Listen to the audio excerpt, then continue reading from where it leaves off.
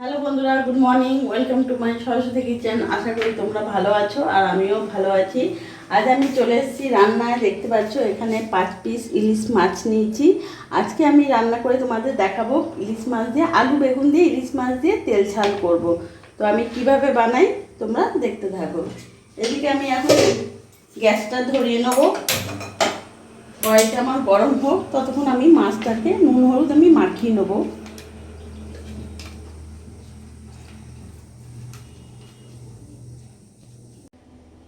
আমার কড়াই গরম হয়ে গেছে, আমি তেল দিয়ে দিলাম। গ্যাসটা একটু বাড়িয়ে দিই। দেখো বন্ধুরা, আমি আলু বেগুন দিয়ে ইলিশ মাছ দিয়ে তেল বেগুন করতে আমি কি কি নিয়েছি এখানে দেখতে পাচ্ছ। কালো সর্ষে, সাদা সর্ষে, পোস্ত, কাঁচা লঙ্কা আর 1 ইঞ্চি মতন আমি আদা নিয়েছি। আর এখানে নুন, হলুদ, কাশ্মীরি লঙ্কা গুঁড়ো আছে। আর ফোড়নে এখানে আমি শুধু কালো জিরে দেবো, তার জন্য আমি 1/2 চামচের মতো কালো জিরে নিয়ে নিয়েছি। আমার তেল গরম হয়ে এসছে, এবার আমি মাছগুলো ছেড়ে দেবো। মাছটা কিন্তু আমি শ্যালো ফ্রাই করব, যেহেতু এটা ইলিশ মাছ।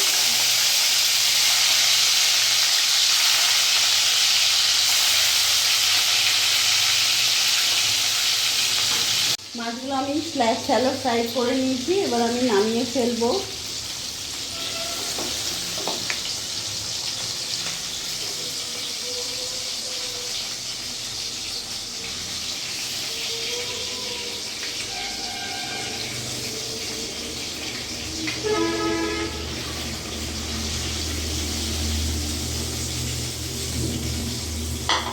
এই তেলের মধ্যে আমি এখন বেগুনগুলো ভেজে নেব।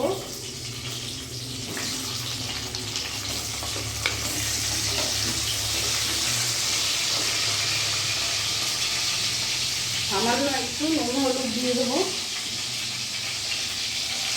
নুন হলুদ দিয়ে বেগুনটা আমি ভেজে নেব।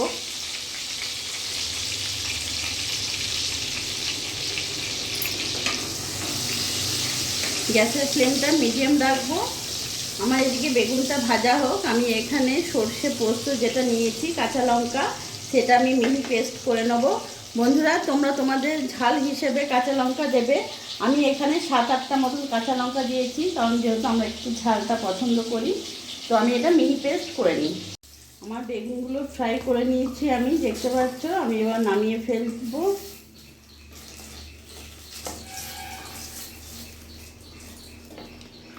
এরই মধ্যে আমি আলুগুলোও ভেজে নেব।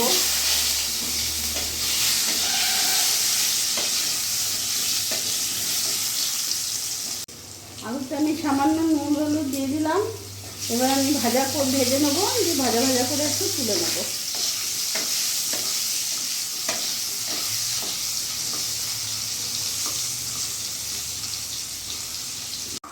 আলুগুলো আমার ভাজা হয়ে গেছে, আমি তুলে নিলাম। আলুগুলো আমি হালকা শ্যালো ফ্রাই করলাম, দেখতে পাবে তোমরা।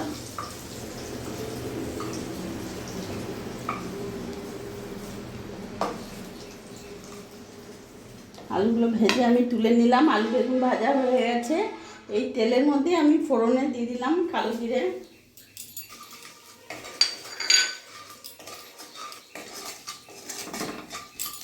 গ্যাসের ফ্লেমটা আমি মিডিয়াম রাখবো। কালো জিরে ভাজা হয়ে গেছে। এরই মধ্যে আমি এখানে সর্ষে পোস্ত কাঁচা লঙ্কা যেটা পেস্ট করেছি পুরোটা দিয়ে দেবো।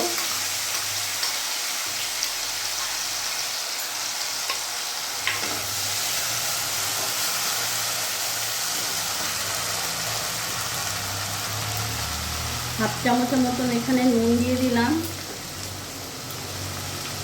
সামান্য একটু হলুদ দিয়ে দিলাম।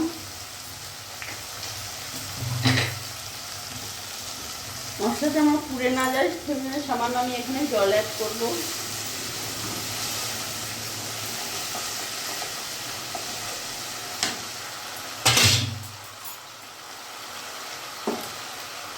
আর একটু হলুদ দেবো, আমার হলুদটা কম হয়েছে। আর এখানে সামান্য একটু লঙ্কা গুঁড়ো দেবো, কাশ্মীরি।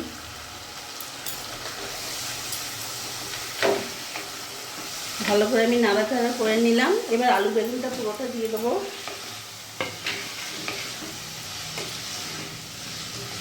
কিছুক্ষণ কষিয়ে নেবো আমি। গ্যাসের ফ্লেমটা কিন্তু আমার বন্ধুরা মিডিয়ামই আমি রেখেছি।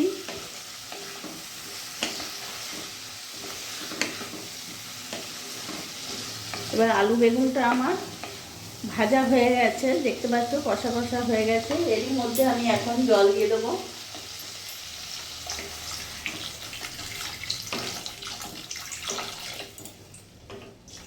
আর দেবো না, তোমরা যে পরিমাণ হিসেবে জল দিও, যেরকম তোমরা ঝোল খাবে রাখবে। আমি এটা একটু বেশ রাখবো না, হালকা রাখবো, ওই জন্য এতটাই দিলাম।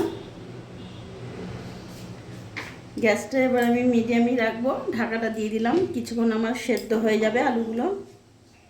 এবার আমি ঢাকাটা খুলে দেখবো। আমার আলু একেবারে ভালো করে সেদ্ধ হয়ে গেছে। এবার আমি এক এক করে মাছগুলো ছেড়ে দেবো।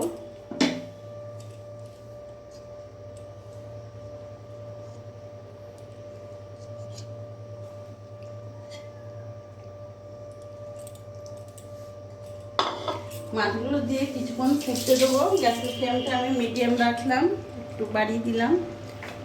মাছটা দিয়ে কিছুক্ষণ ফুটিয়ে নেব।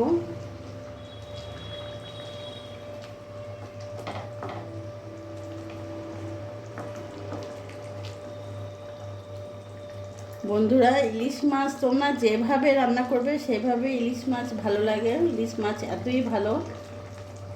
তো আমি আজকে ইলিশ মাছ আলু বেগুন দিয়ে তেল ঝাল করলাম।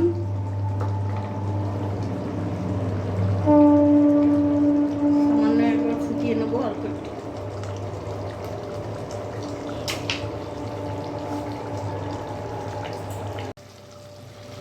মাছের ঝোলটা আমার ভালোভাবে ফুটে গেছে, দেখেছো আমি বেশি ঝোল রাখিনি, হালকা একটু রেখেছি গ্রেভি টাইপের।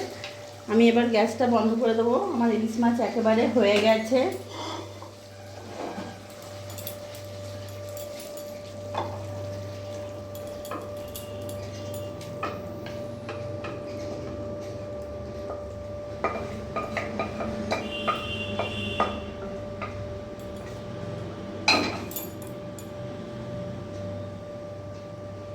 দেখলে বন্ধুরা আমি কিভাবে বানালাম ইলিশ মাছ দিয়ে আলু বেগুনের তেল ঝাল। বেশি ঝোল রাখিনি, তোমরা যেভাবে খাবে ঝোল সেই হিসেবে ঝোল দেবে, জল দিয়ে রাখো।